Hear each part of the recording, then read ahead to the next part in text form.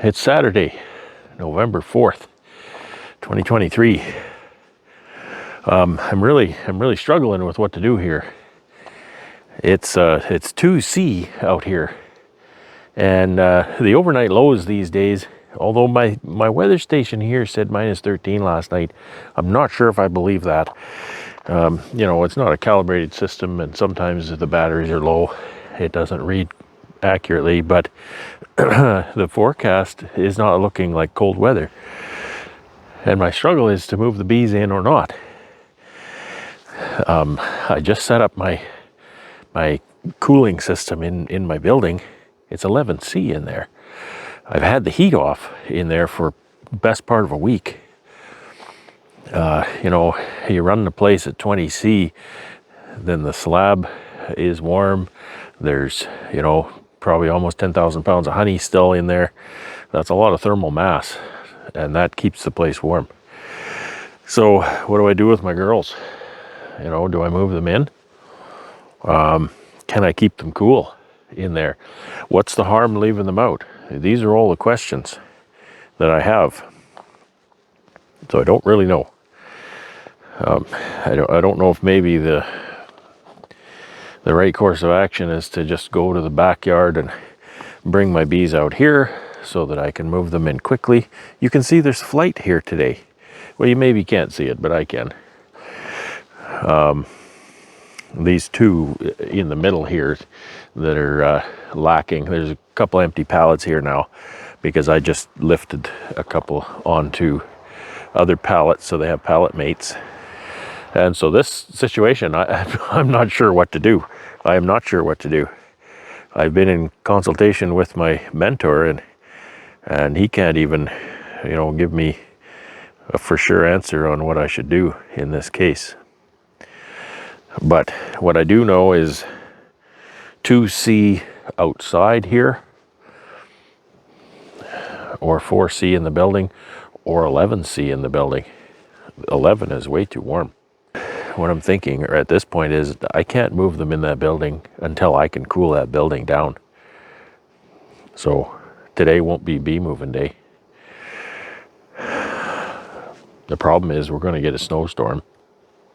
So that means my hives are going to be all covered in snow. That just makes my job harder. That's not such a big deal. But I guess the gist of it is this is not bee moving day. I had somebody ask to show you around in the bee barn to set up, so I'll go in and show you that in the meantime. So I'll start with the gist of the matter here with the HVAC system that I've created here. I started with a 4-speed furnace fan. I'll take this filter out.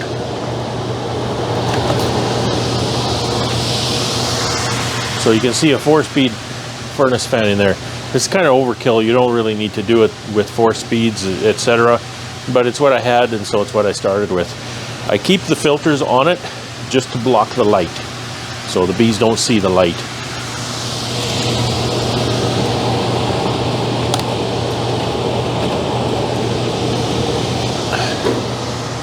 And you can hear that it muffles the noise too.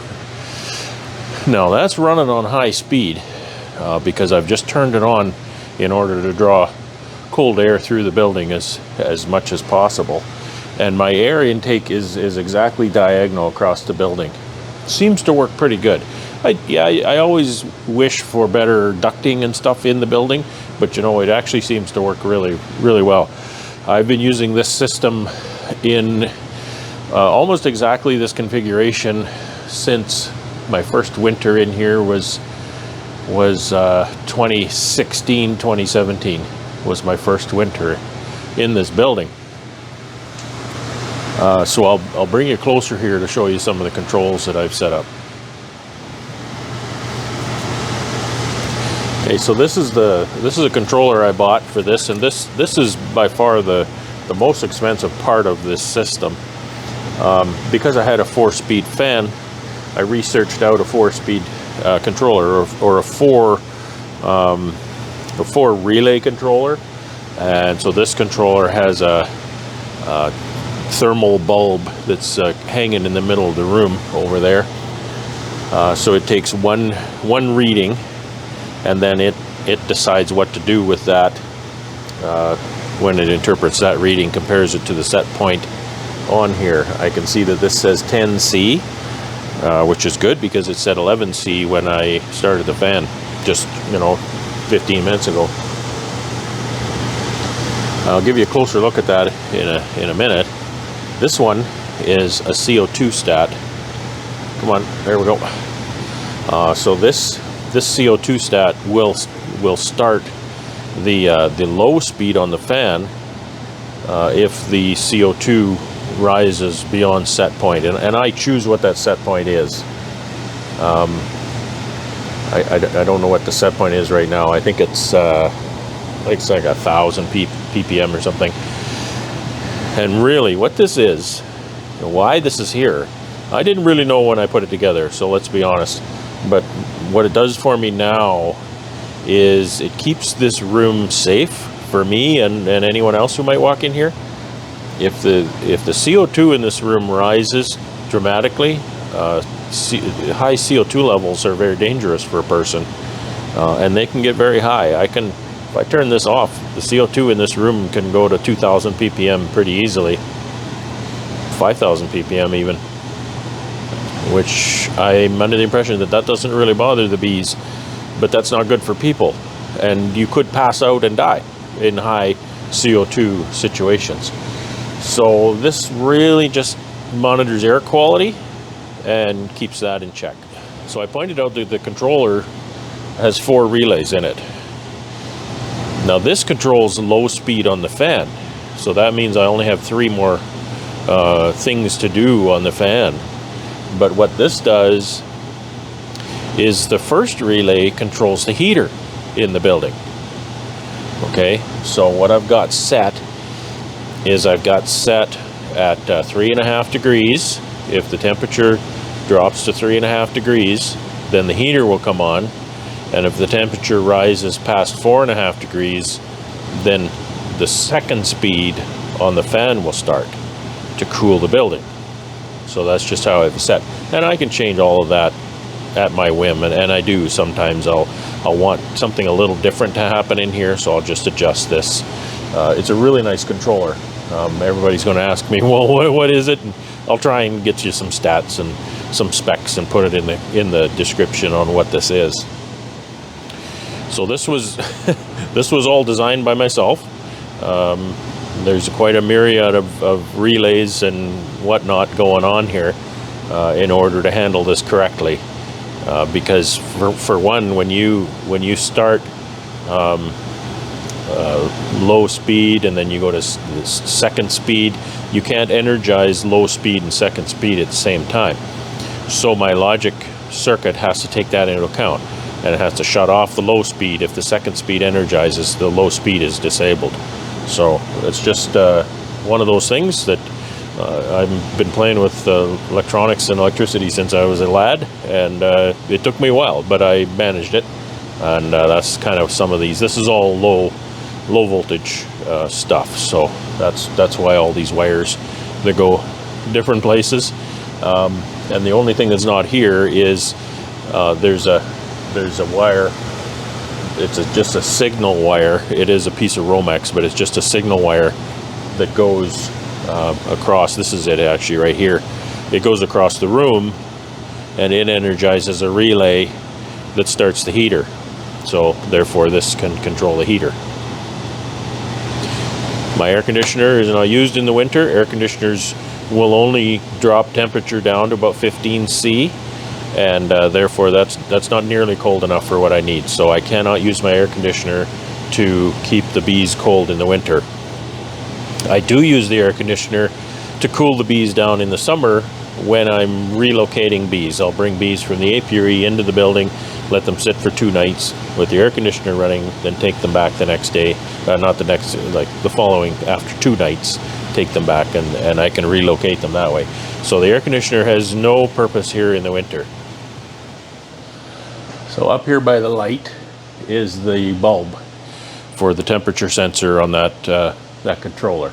I also have, I think the battery's dead now, but this was my early monitoring system that I could monitor from the house. This is just a weather station sensor, and then because that's positioned right near this bulb, then I could get a good reading of what the building is running from the house at any point, because sometimes it gets really cold and you don't really care to put your boots and jacket on and come out and check it.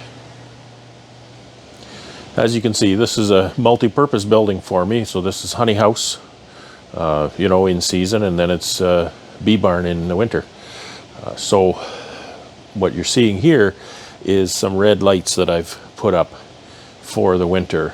Now this winter, I'm going to, I believe, I've measured it out, and I believe I can get all of my bees in half of this building.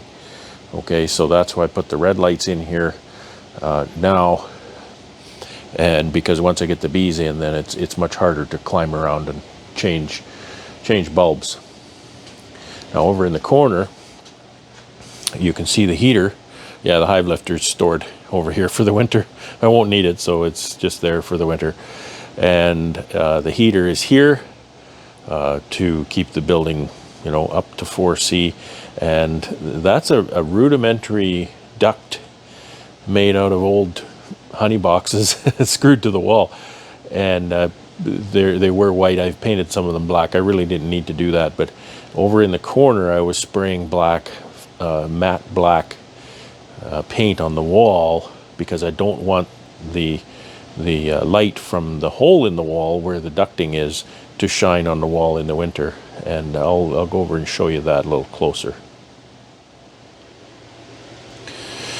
Okay, with that fan running, I can feel the air coming in here.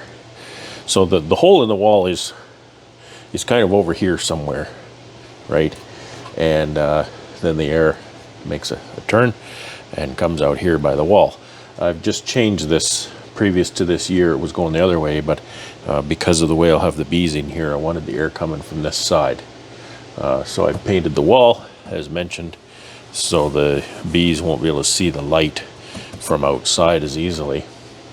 And then there's the heater right there.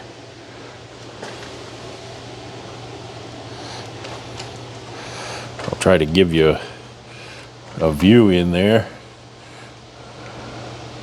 so you can see the hole in the wall there. It's a 14-inch square hole, and it's got a duct on the outside that points down. The duct points down just, you know, to kind of not get direct sunlight.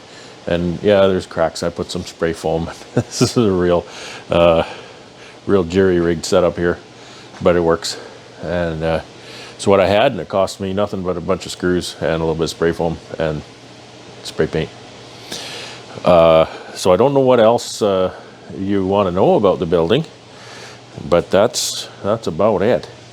And you can see just stuff packed in here and stored everywhere. You know, it is what it is. At the moment, I have my tractor in here. The little guy doesn't get to stay inside very often. And I also have my honey stored in here as well. That's my honey cabinet is way over there in the corner. It's facing the door, so when I need in that cabinet, I can just raise that overhead door and access the cabinet, put the honey in the cabinet, and then take it out, go for packing, is the idea. It's Sunday, November 5th, 2023. It's not that cold in here, although it's cooling down in here, which is good. And the reason that's good is I'm going to go out and try and move some bees in here today. It's kind of windy out, so that's why I'm wearing my head and face protection here. Been working today so far, and put the snowblower on the tractor, got the garden tiller off, put it away in the shed, and got the snowblower on. Because it is a season, and that's coming, I'm sure. It may be a mild winter coming, but often with a mild winter, there's a lot of snow. So anyway, we're gonna get the little guy working hard today. At the risk of seeming silly, I wanted to show you a product that I bought last year. It was actually a Christmas gift I asked for. And I really like it so far. And And I'll just show you this here. It's heated socks. Okay, and I'm getting older, and my toes get cold really easily. My toes have always gotten cold pretty fast, but my toes get cold really easily now. And these heated socks really make the difference. What can I say about them? It's a fairly light sock, and it's quite long. It goes a long way up your calf, which in my case is a little inconvenient because my calves are really big and they don't pull up as well as, you know, what it would be ideal. And at the top of the sock is the battery pack. So again, that kind of interferes with my boot now because I wear a tall boot. But I do like them. It's a light sock, so I actually put my winter socks over them.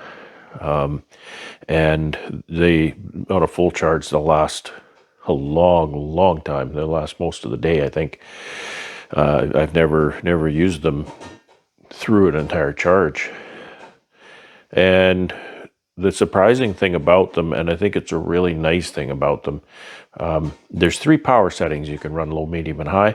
I always run them on high, and I don't imagine why you'd want to run on low or medium, because what I really like about them is they don't keep your feet warm.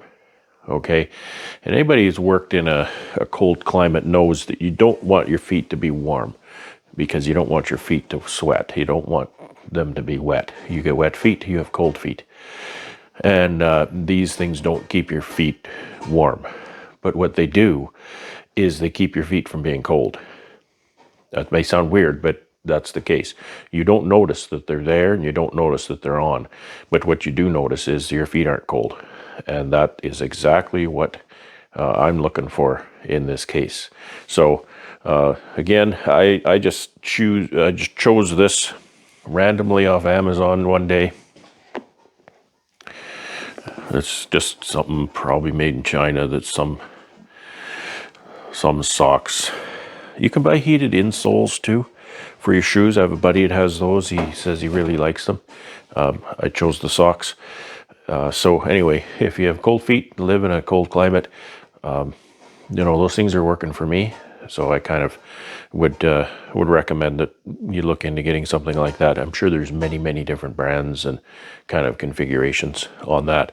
So anyway, I've got my heated socks on, and again, I'm in the building. I don't feel that they're warm at all, and going to climb on the tractor and go grab some bees.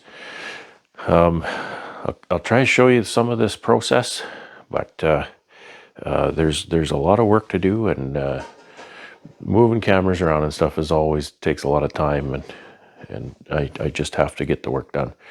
So I hope you enjoy this, and thanks for watching. Okay, every year I do this a little differently. This year's no exception. And as I bring them in, I'll take the entrance reducers out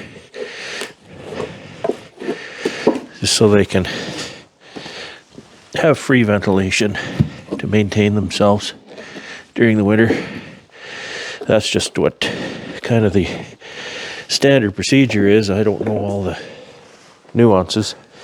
And I have to do that as I bring them in because I'm putting them fairly close together. I used to insure my bees, which the adjuster would want to come in the middle of winter and count my bees and all this kind of stuff. I don't do that anymore. So they can sit fairly close. I did that last year for the first time, and it worked out fine. There was no compromise to the bees for putting them in that configuration. Some ice there that the runner is going to sit on. Should be okay. Might sit a little cockeyed to start with. That's better. So you'll see what I'm going to do here. I'm going to put some cheps with some polys on top of these, and so I don't have to get the hives perfect with the tractor because I have my pallet jack.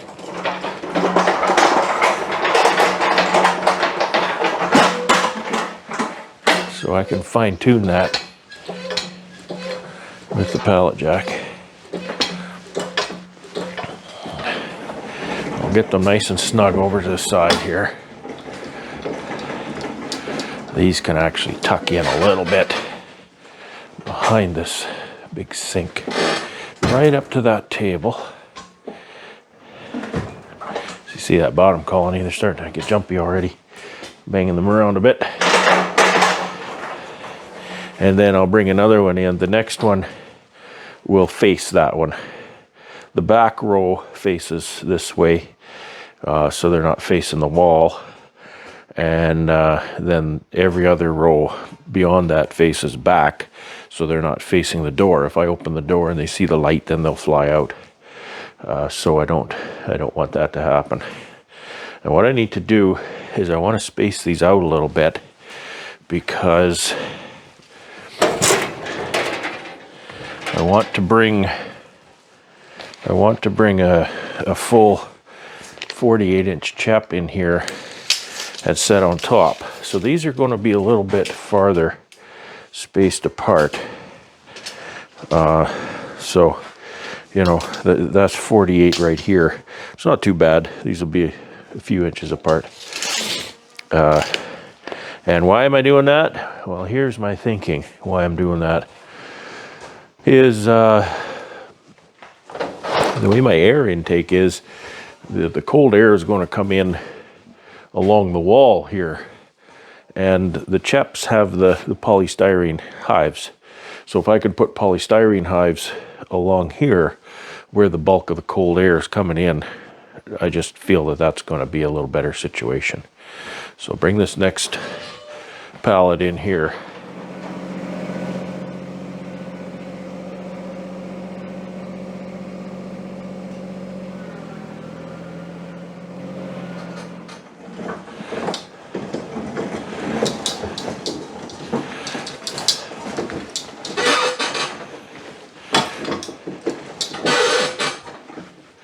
It only takes an inch.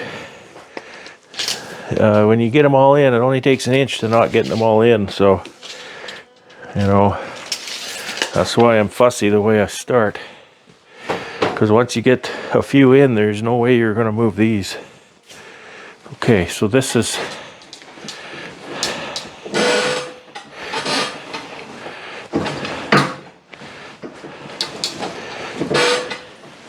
This is about right for 48 inches.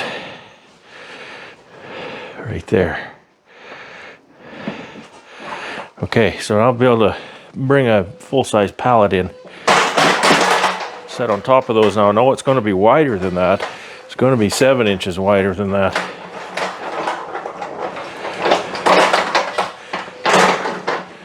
Now that I got it situated, 48 inches.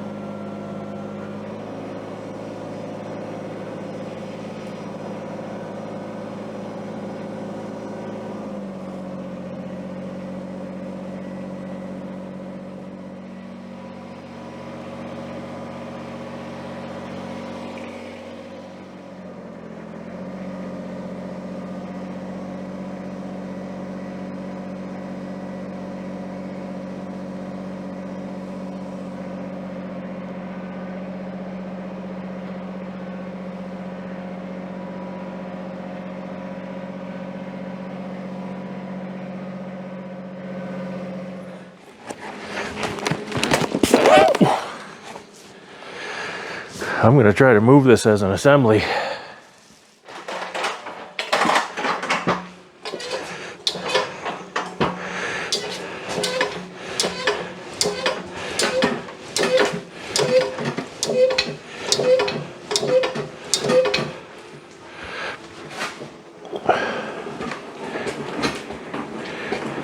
Pretty good.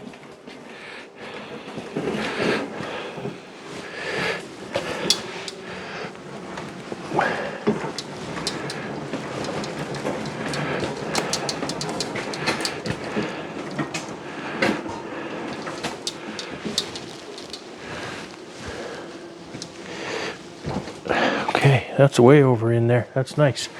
Okay. Now I'm going to fill this section beside it up with four pallets high. I have to take those reducers out, but I'm going to wait because those bees are worked up a bit.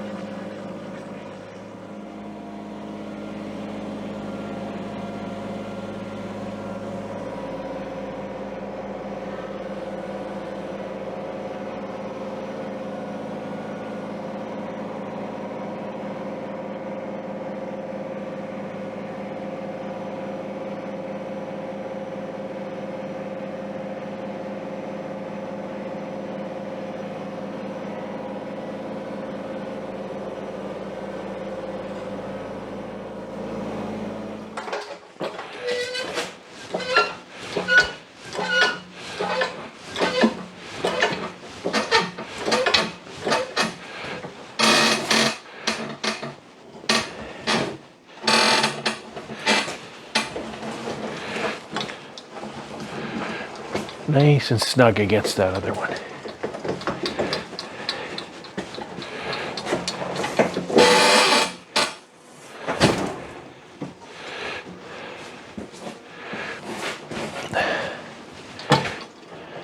Right up to that table.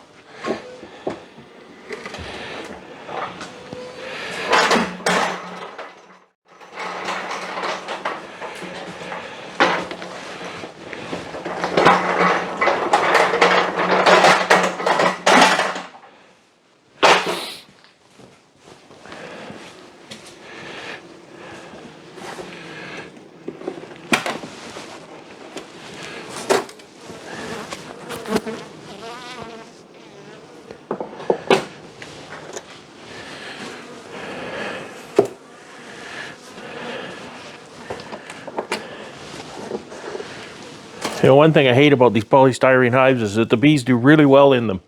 So it's really annoying because I don't like managing them. They're just goofy, but the bees do really well.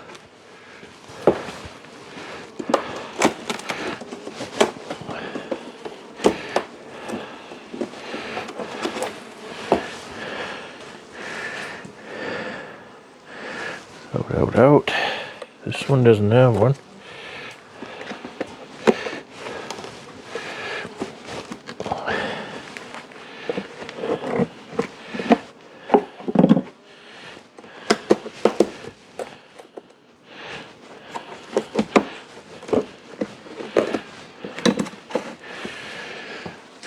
Okay.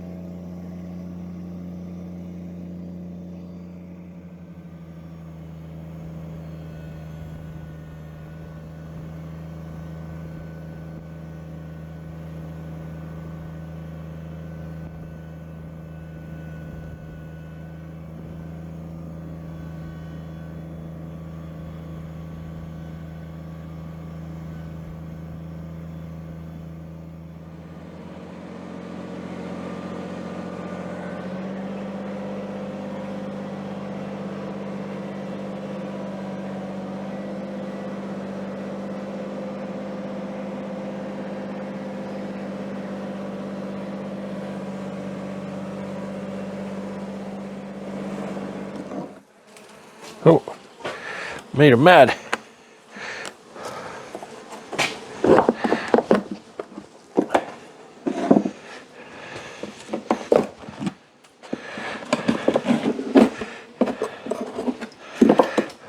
Sure, a lot of water. It's raining out there. It's very warm.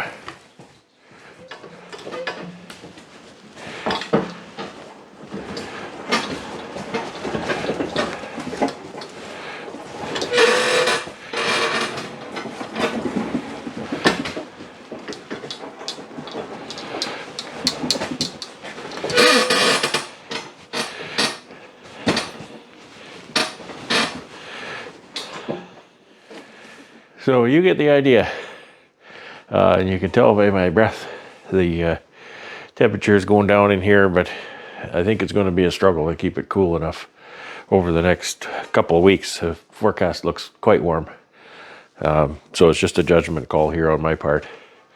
But anyway, that's the kind of thing that I've got to do here, and I don't know that I'll do it all today. I didn't get an early start, but that's okay. I used to panic to get this all done in, a few hours, but that's not really necessary. The bees are content to sit here or sit outside, especially these days, warm temperatures. I don't know how many hours it took, but it took quite a while. I didn't think I'd do it all today, but I've got them all in here. All the way from the back. Almost all the way to the front, but there's at least 4 feet between that and the door, so if I need to put a pallet of something there, that's great. So there's approximately 4 or 5 hives wide here. So I mean, these are 6 framers, so there's 3 here, and so there's different configurations, but that's about how wide they are.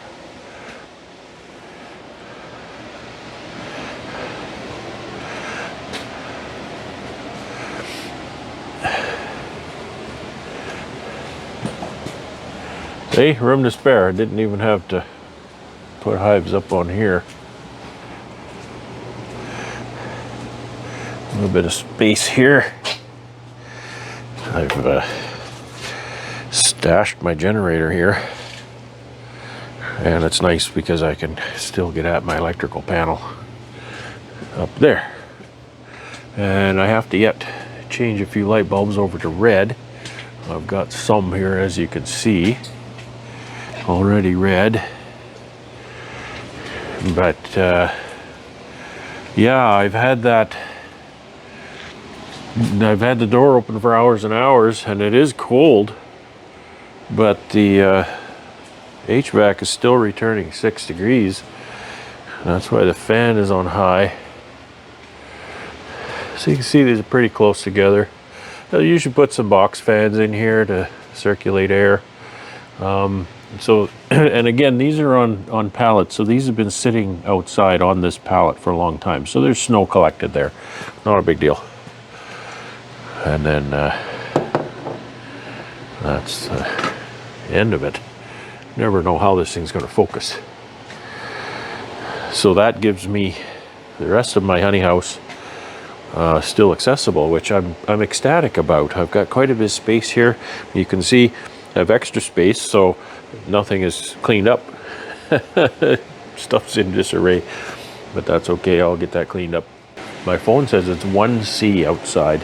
It feels very cold. I'm chilled. I'm very much chilled because it rained, very light rain, almost the whole time I was moving bees. So I had to change my gloves twice. My jacket's soaking, my pants are wet. Every time I get off the tractor seat gets wet. But that job is done for another year. Another 5 months and we'll move out again.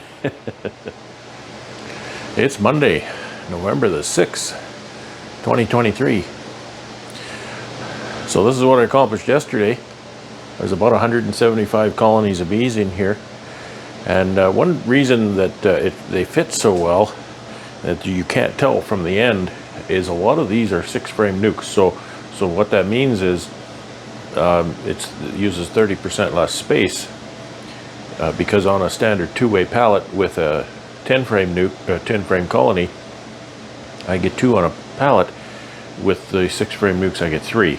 So the density is a little higher, and that translates to happy beekeeper when the building isn't absolutely jammed right full of bees. I mean, I guess a guy wants more bees all the time, but I also want use of my building, to be honest. Winter storage is an absolute premium around here, and to be honest, this is probably at least as much storage as I've ever had in the 6 or 7 years I've been wintering in this building. So I'm happy about that. Now, if you know the saga, you know I've been lamenting the fact that the temperature outside, the weather, has not been very cool, and that problem continues. You can hear the fan running full speed there in the background, and I don't know that it's keeping up, because it was only about 0 or 1 C when I moved in yesterday. I had the doors open, or at least the one door open, the entire time, so it was 4 or 5 hours it was open. And by the time I got the bees in and closed the door, it was what was it, 5 C in here or something like that. So the bees were heating it even with the door open. And overnight it hasn't been especially cold, but it was -1 or so, and now it's about 0 or 1, and it's 6 C in here. So, you know, I went from worrying about my bees being outside being too cold to my bees being inside and worrying that they're too warm. It's a difficult season. The shoulder seasons are hard. Summer is easy and winter is easy, but spring and fall are difficult because it's too cold to leave the colonies out. It's too warm to bring the colonies in. One thing that would be really nice, and I know I have a friend out west who has this. He has a very different climate than I have, and his climate is highly unpredictable all winter long. So what he has is he has actually a refrigeration system connected to his building. Now people say, well, can you air condition a space? No, you can't. And that's using the specific terminology of air conditioning. You can't air condition a space below about 15 C. Air conditioners don't run that cold. If you jury rig them, you can make them run colder, but they have freezing up problems. What you need is refrigeration. Refrigeration is a different animal. It's the same principle, but a different animal than air conditioning. And so he actually has a refrigeration system connected to his building. So if his ventilation doesn't keep the building cold enough, the refrigeration will kick in and cool the building in the meantime. So I think I would really like to have a system like that. I don't think I want to move my bees in earlier in the fall, but once I do move them in, I want to be able to cool this building and refrigerate this building down to 4 C as quickly and as consistently as possible. In the spring, however, I would like to use a refrigeration system more, because I want to keep my bees in until the overnight lows are not, you know, quote, too cold for the bees to be out, because they're not wrapped, they're just in the wooden boxes.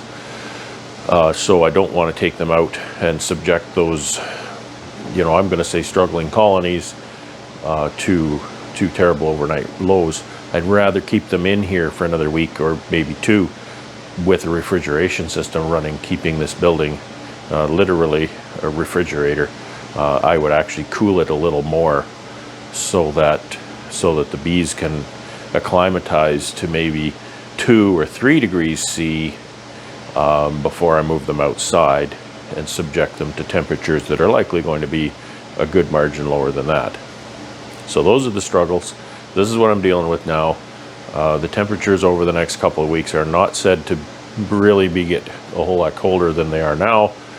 We get the occasional overnight low that's fairly cold, so let's hope my poor fan doesn't have a stroke and it can actually keep up with what's needed here.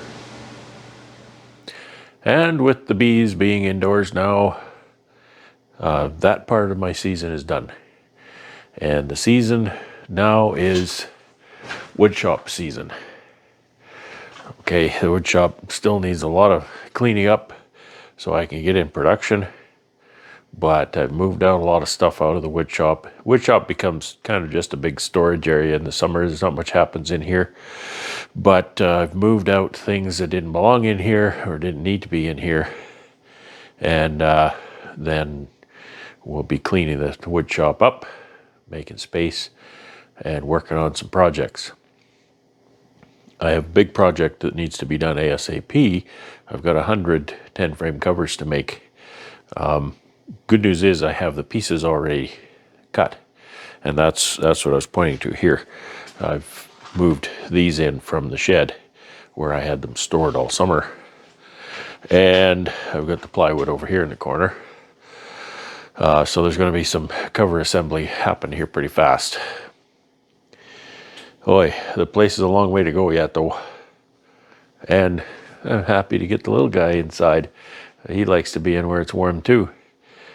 You know, that the tractor has lasted me a long time, and has lasted really well. And it was only, I think it was last winter at some point, I replaced the battery in the tractor, and that was 12 years that battery lasted. And it wasn't dead. It was just, I could tell it was a little bit lazy. So I replaced it. And that's largely because I've been parking the tractor inside for 12 years. And lately, storage has become even more challenging, and he's had to sit outside more. So I really have to try to get him inside where it's warm. Yeah, that's a big investment, and I want him to last. I want him to last my lifetime, because I'll never be buying another one. I would buy another one, but you know what I mean. I don't want to put that kind of money out again. But regardless, so wood shop season is upon us, and I hope you'll enjoy some wood shop videos coming up. I hope I can put out some stuff that you find interesting and enjoyable, and follow along. This is just a diary, right? So I hope you enjoy the diary part. It's Thursday, November 9th, 2023. The bees seem to be sitting pretty tight in here. The building reached its goal of 4 degrees early yesterday, probably overnight between Tuesday and Wednesday. I was in Winnipeg again on Wednesday, so I didn't get in here, but I did get my sensors.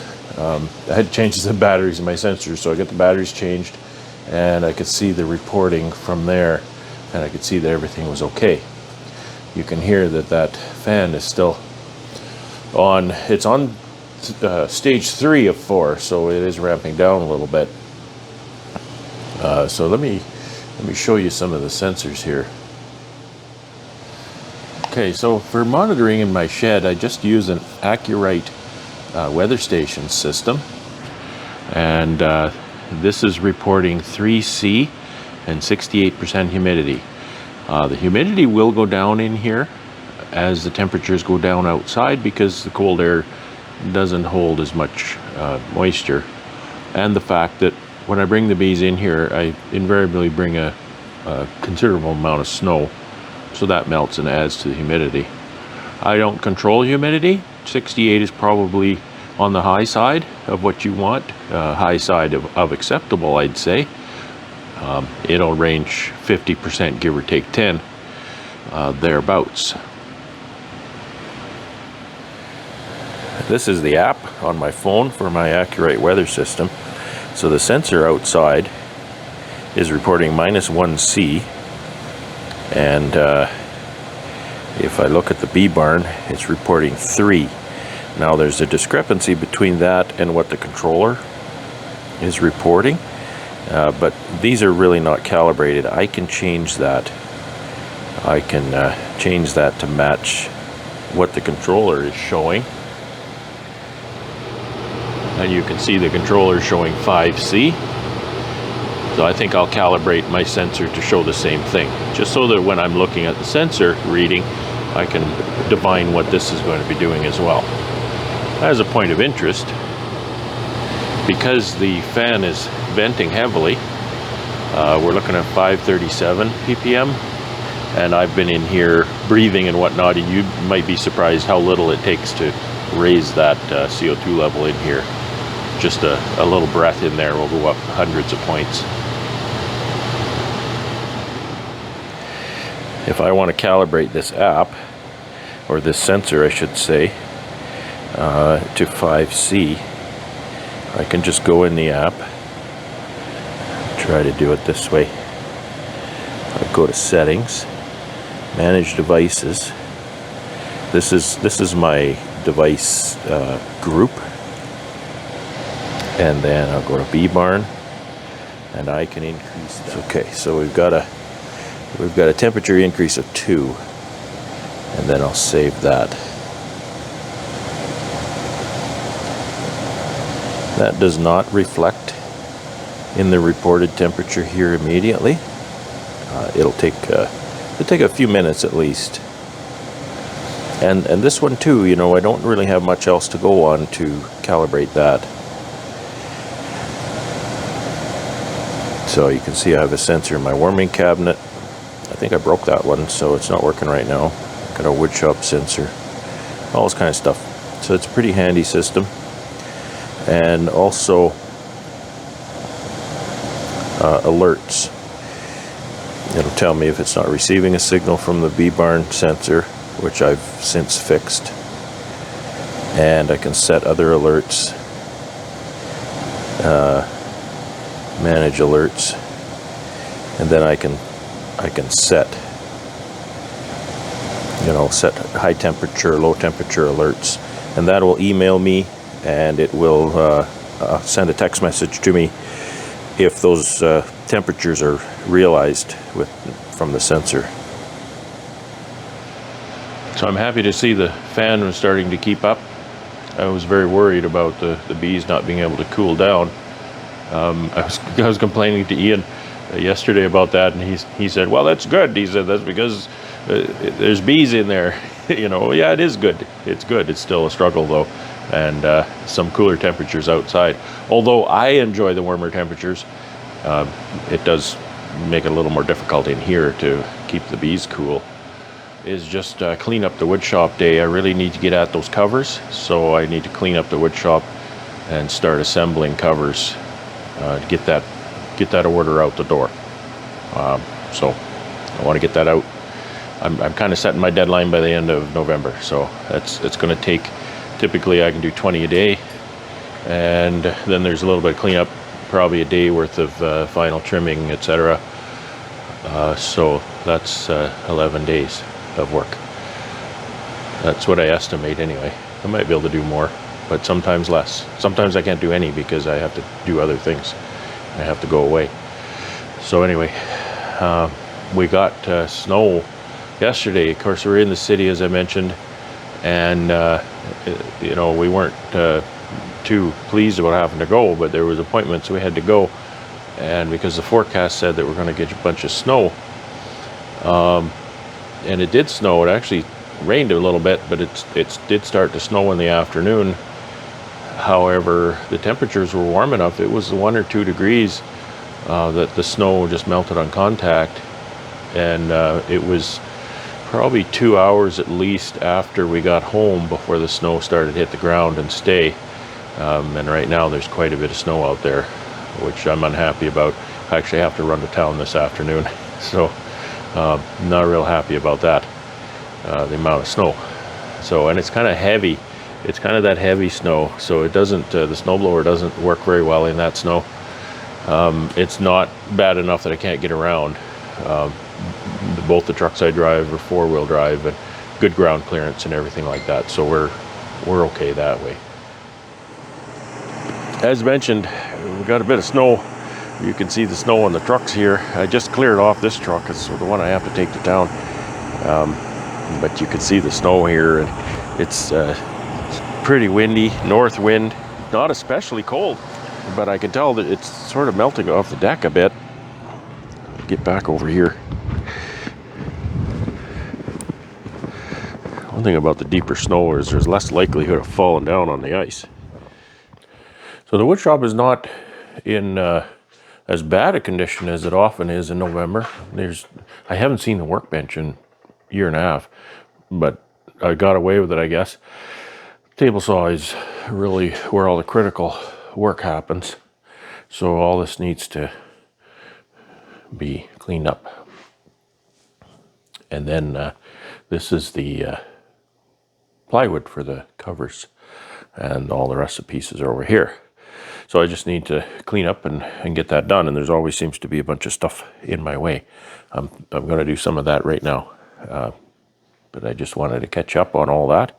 Hopefully I can get some progress here before I have to go to town today, and then tomorrow I can get some more progress done and maybe start to actually assemble some covers. It's Friday, November 10, 2023. It's woodshop season. I finally got the table saw cleared off, and I've moved some of my pallet, my cover pieces up here, and I've just started assembling some covers. And so I'll run you through one of these, and it's only my second one, so I still haven't got my mojo on with my process, so it's going to be a little clunky, but I'll just show you kind of how I put these together. And today's beverage du jour is Coca-Cola Zero Cherry. And I'll tell you, that is one yummy drink.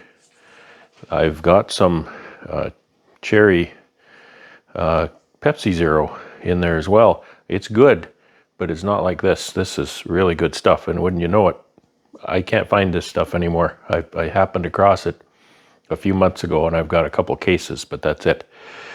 So I'm savoring it. Anyway, enough about beverages. We'll get into this cover assembly, and I'll show you what I'm doing. These covers require 9 pieces and an assortment of nails, staples, screws, and glue. And of course, here I have the plywood for the cover. These pieces are rabbeted at the edge, and they fit on that plywood like so, to just give it a bit of a registration, a little more glue surface. And then the top cleats sit on the top on the other side. I build these upside down, so the fact that there are some imperfections in this plywood here, that's by design. I put them on this side by design so that the nice side is up. So I'm going to set those top cleats aside for now. And once I get the end cleats and the top cleats in, then I just put the shims. I'll start with the side shim and then put the end shims, I call them long shims and short shims, in like that. So that's pretty straightforward. So we'll put this together now.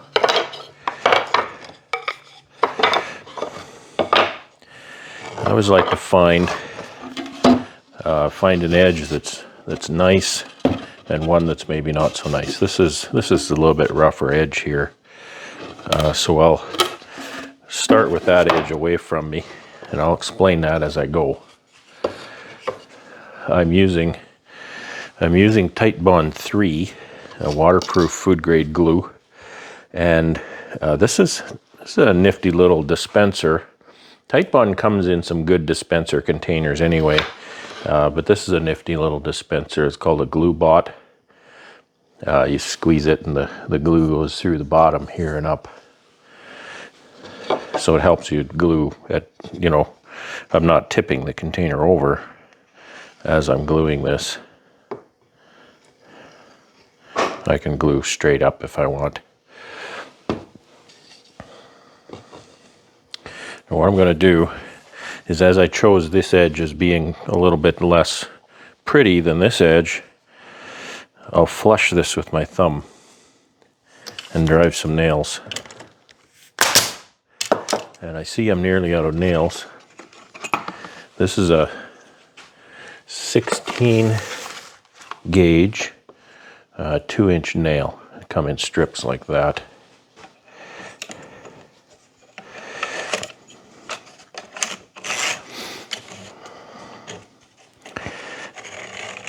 and get glue on my fingers, and then I don't have any traction on anything.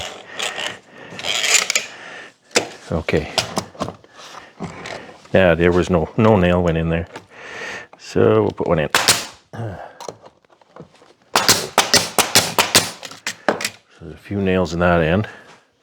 I'll flip that over mostly because I'm right-handed and it's more convenient for me to nail in that side. However, now I need to remember that the good edge of that plywood is on the far side here. So I'll flush it up with that end.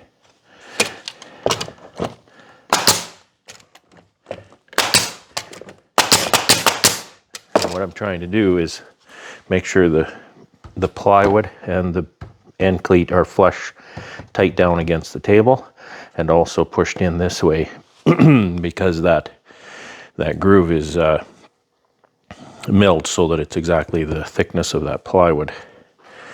Now I'm just going to clean this glue a little so it doesn't run away when I tip the piece over.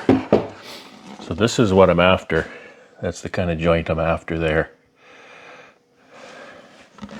So I'll flip this over. I always want to watch where my flush side is. This is my flush side.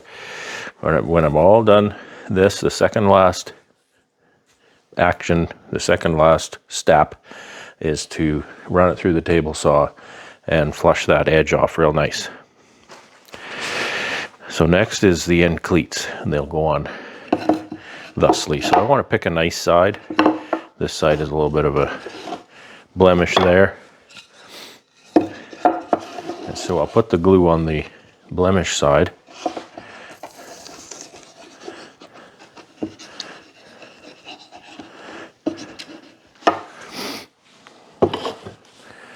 And then I have a little brush, a little silicone glue spreading brush. I just want to get that glue to the edges.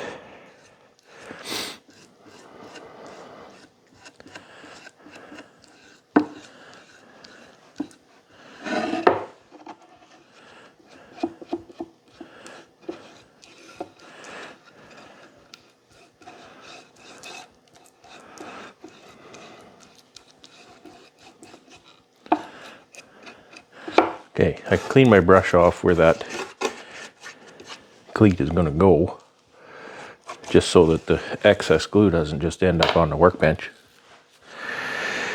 And then put this back up on there and drive some staples down right through the end cleat. I'm not driving it just through the plywood, I'm driving it through the lumber on the end.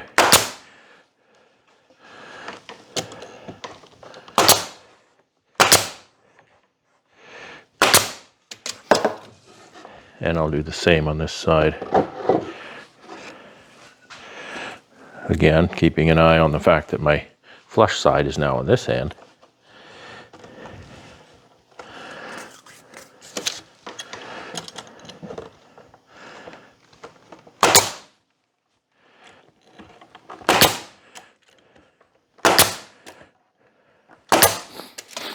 Honestly, nails and screws are mostly clamps when you're using a glue like Type Bond 3, because the glue is far stronger than the nails and screws.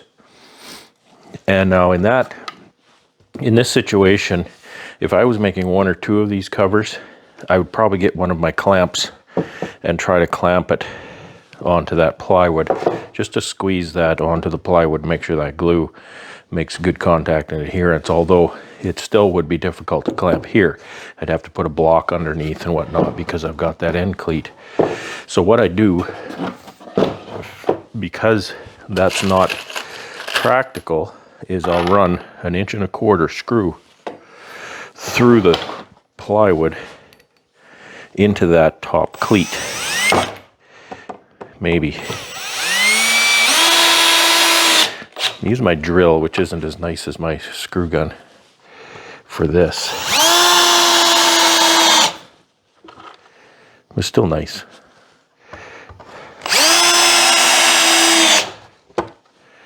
I I want to make sure that screw head is not proud.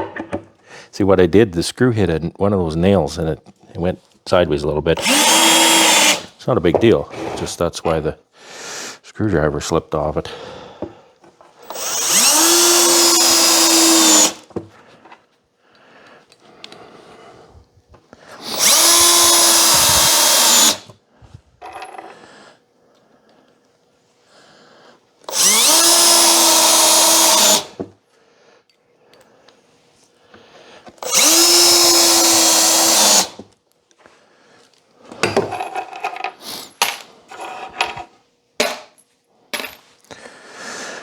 Okay, so here you can see the result is that I've pulled that board right down on the plywood, and I have a little bit of squeeze out there, which is perfect. Squeeze out means the joint is full. Okay, so again, my flush side is toward me, and I want to start with a long shim. I can run glue all the way around, or I can just start with this one side. A little bit of glue on the end. Anywhere two pieces touch, you know.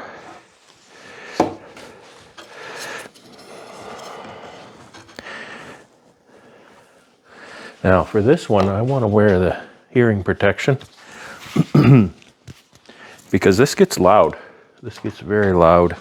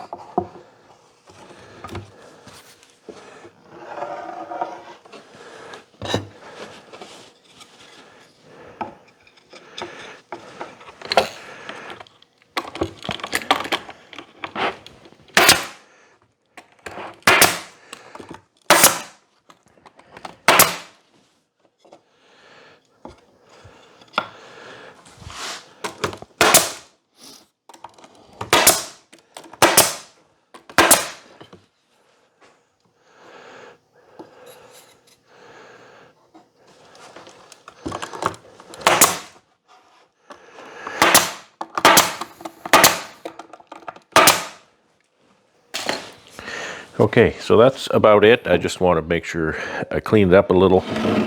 I don't want any squeeze out in here. This squeeze out is not an issue. That's just, you know, going to sit there and seal things up. It's fine. So I don't want squeeze out there. And where I really don't want squeeze out is along this flush side I've been working on. Because if that side is nice and clean and flat, then that's a finished edge.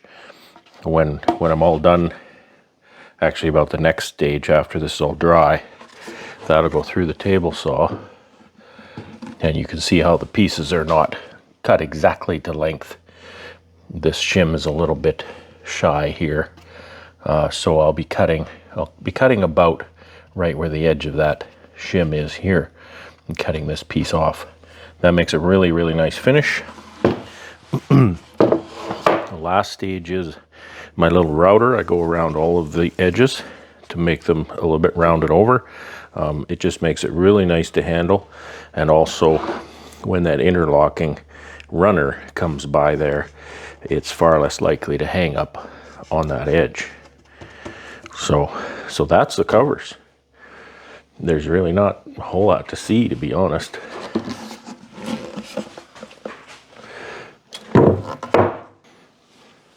So I know that's a bit of a tease.